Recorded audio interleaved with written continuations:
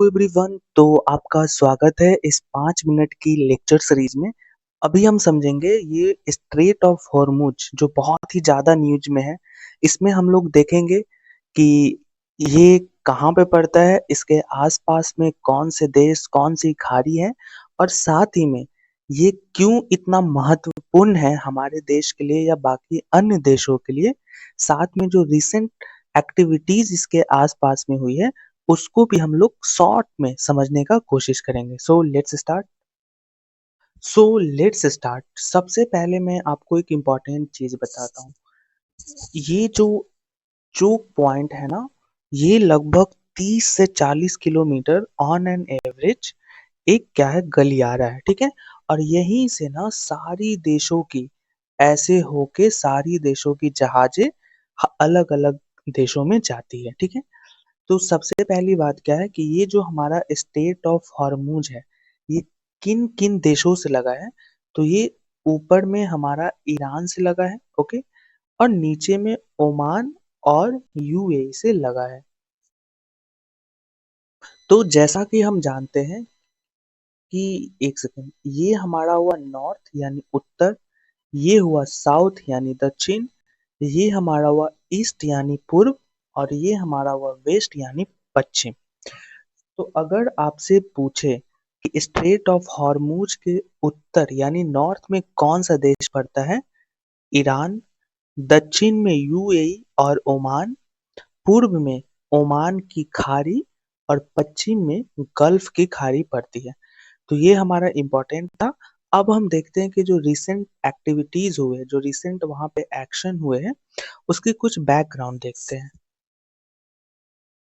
तो जैसा कि आप जानते हो कि अमेरिका ने ऑपरेशन इपिक फ्यूरी नाम का लॉन्च किया था ईरान पे हमला करने के लिए एक ऑपरेशन।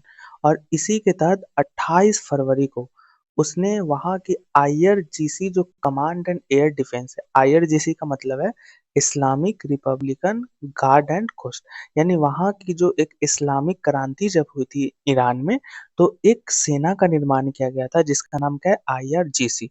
तो वही जितने भी वहाँ के टॉप कमांडर थे, टॉप लीडर थे, उन सबको मारने के लिए किसने ऑपरेशन लॉन्च किया, तो अमेरिका ने ऑपरेशन इपिक फ्यूरी।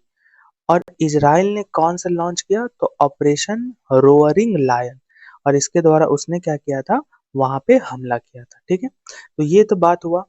अब ये बात है कि अगर ये स्टेट ऑफ हॉर्मुज इतना इम्पोर्टेंट क्यों है, तो आपको पता है कि वहां से लगभग 1/5 यानी विश्व का लगभग 20% जो जल है, सॉरी जल, 20% जो तेल है वो वहीं से जाती है।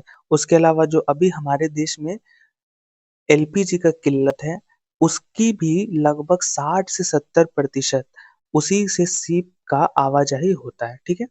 तो सबसे पहले ये बात है। अब क्या इम्पोर्टेंट है, जैसे अगर ये स्टेट ऑफ हॉर्मुज बंद हो जाता है तो लगभग $100 प्रति बैरल क्या होगा, रेट में इंक्रीज होगा। और इससे इंक्रीज होगा तो आपके जेब पे भी क्या पड़ेगा, बोझ पड़ेगा। और महंगाई हर देश में मच जाएगी। और जो शॉर्टेज होगी एलपीजी या फिर पेट्रोलियम डीजल का, वो तो खैर अलग ही बात है। एक और चीज आपको याद होगा जो हमने पिछले वीडियो के करेंट अफेयर में भी देखा था। अब देखो, करेंट अफेयर वाली पार्ट मैंने करेंट में डिस्कस कराया है कि ईरान ने कौन सा ऑपरेशन लॉन्च किया, कौन कौन से मिसाइल है, वो आप देखो करेंट अफेयर में। 1 मार्च से लेकर 13 मार्च तक वाली वीडियो आपको उसमें डिटेल मिल जाएगी, ठीक है। तो आपको पता है कि ये प्यारा सा भारत है, यहाँ पे पड़ता है श्रीलंका। और यहाँ पे ना विशाखापट्टनम में ईरान की एक जहाज आई थी जिसका नाम था देना जहाज। किस लिए आई थी, तो भारत में एक एक्सरसाइज हो रहा था, मिलन एक्सरसाइज, ठीक है। इसमें सभी देशों के नेवी क्या किए थे, भाग लिए थे। तो उसी में भाग लेने आया था आईएनएस देना, जो ईरान का है। तो जब ये वापस ईरान जा रही थी ना, तो यहाँ इंडियन ओशियन में श्रीलंका के तट के पास अमेरिका ने एक मिसाइल के द्वारा उसको नष्ट कर दिया था, ठीक है। तो ये सारी क्या है, रिसेंट डेवलपमेंट है। तो स्टेट ऑफ हॉर्मुज के बारे में आपने जाना, और साथ में जो रिसेंट क्या क्या एक्टिविटीज हो रही है उसके बारे में समझा।